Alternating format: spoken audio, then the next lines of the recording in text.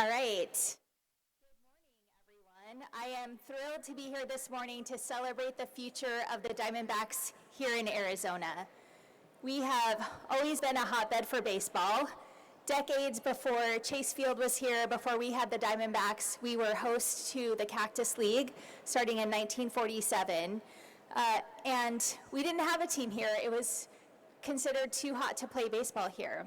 But after years of negotiations, in 1995, the MLB granted Jerry Colangelo ownership of the Diamondbacks franchise. And on March 31st, 1998, the first Diamondbacks game was played right here. Right off the bat, this field made history as the first U.S. ballpark to have a retractable roof over a grass field, and with many more milestones to come. The first franchise World Series win came in 2001. Randy Johnson's 4,000th strikeout was right here. We hosted the All-Star Game in 2011. We've seen several Corbin Carroll records here, being the first rookie in baseball history to collect 25-plus home runs and 50-plus stolen bases, and being the first player in MLB history to record 10-plus triples, 25-plus doubles, 25-plus home runs, and 50-plus stolen bases in a single season. And in 2023, we had a World Series run with 3 sellout World Series games. Throughout all of the unforgettable moments and all the history made here, Chase Field has largely gone unchanged, never once undergoing major renovations. We have a 27-year-old HVAC system that has at times struggled to keep fans cool, rainstorms that led to flooding and stadium evacuations, and Arizonans deserve better than this. Fans have routinely shown up for this city and this state, and it's time that we show up for them. We want to make sure that families can enjoy America's favorite pastime with an unforgettable experience. Diamondbacks and Chase Field are major economic contributors here in Arizona. The stadium has generated $5.4 billion in GDP for our state, with countless small businesses and the workers they employ relying on a strong and thriving downtown Phoenix that Chase Field and the Diamondbacks anchor. It's a simple fact that without the Diamondbacks playing here at Chase Field, Arizona would be worse off, and I was not about to let that happen. We worked hard over months to reach a deal, and I was proud to sign HB 2704 into law, solidifying the Diamondbacks' future here in Arizona. This was a huge team effort, and I want to thank everyone who helped make it happen. Of course, the sponsor, Representative Wenninger, who you'll hear from in a moment. Diamondbacks leadership, including Derek Hall, who you'll also hear from. City and county leadership and staff, including Maricopa County Board of Supervisors Chair Thomas Galvin and City of Phoenix Mayor Kate Gallego. Also, the small business owners and business leaders who stepped up to help get this across the finish line, and so many of the fans. We heard in our office from so many fans who this was a priority for. So thank you, everyone, for making your voices heard. Thousands of families, including my own, have made memories here that will last a lifetime. And with these renovations, we're not just preserving a ballpark, we are ensuring that families can keep coming together generation after generation to share in the joy and excitement that happens right here at Chase Field. And with that, I will turn it over to Representative Wenninger.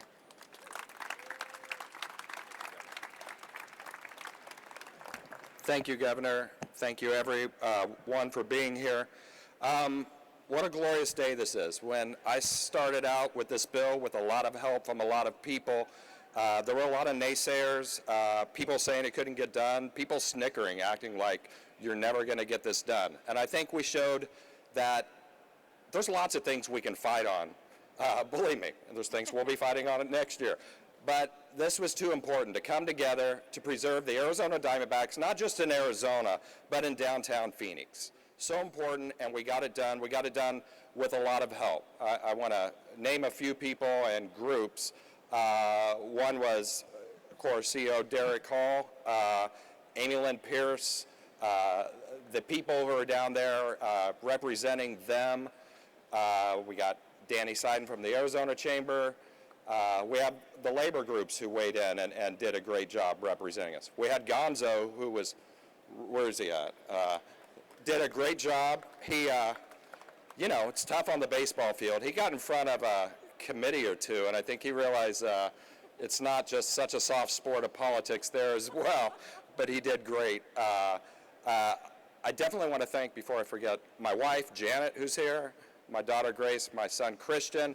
Family's so important, as these baseball players knows, the governors knows, and as politicians know. You spend so much time away from your family, and having their support is monumental. We have a lot of legislators who are very important role on both sides of the aisle who are here, who did so much, who I'm sure were getting calls from people wanting to play politics with this to not support it. But they did support it, and we got it done. And we got it done under that pressure and through some false narratives. And we fought through that, through people not understanding that the people who are filling this stadium today are the ones who own this stadium. And they're the ones who are going to be helping upgrade it through this plan. And I just thank everybody so much for everything that they did. And last but not least, you know, Phoenix, Maricopa County did a great job, but Corbin Carroll, to me, is the GOAT of this team. And I thank the team so much. But there's one GOAT at the Arizona legislature this last year who got everything done. And she's putting her head down because she knows I'm going to call her out. Lindsey Goodwin is the GOAT in politics around here, and this bill would not have gotten done without her help, and I thank you so much. And with that, let's hear from the president and CEO of the Arizona Diamondbacks, Derek Hall.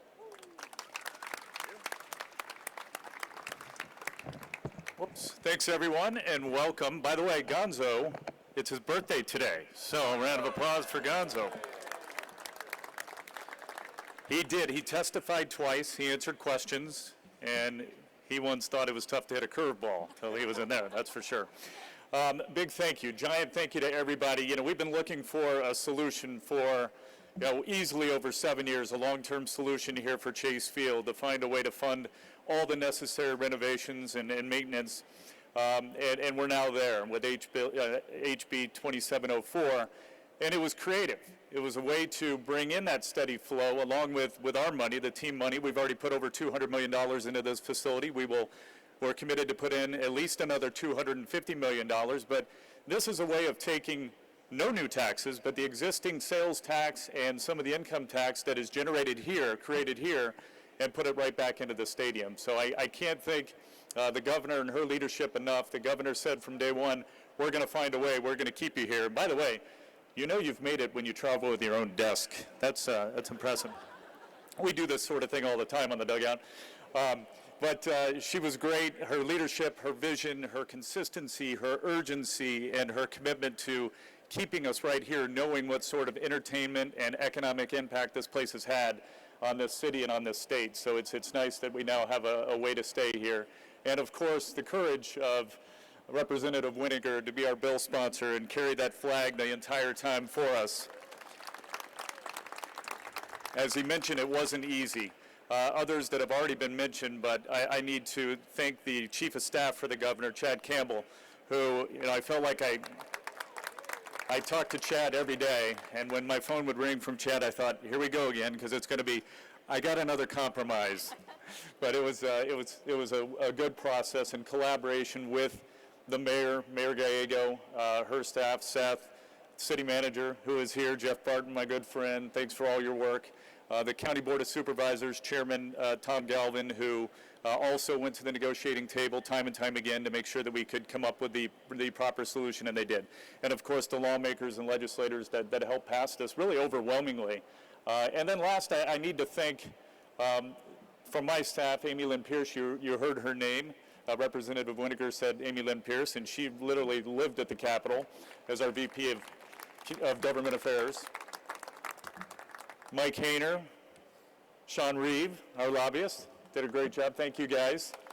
And our fans. You know, our fans, they came out in full support. And I know a lot of you heard from our fans, phone calls, letters, because this is very important to them. And they deserve a world-class facility, and that's what this is going to bring us. And they can create more memories for many, many more decades because they deserve it, and they're the best fans in the game. So thank you all for your support. Congratulations to everyone involved, and this place will be state-of-the-art. Thank you.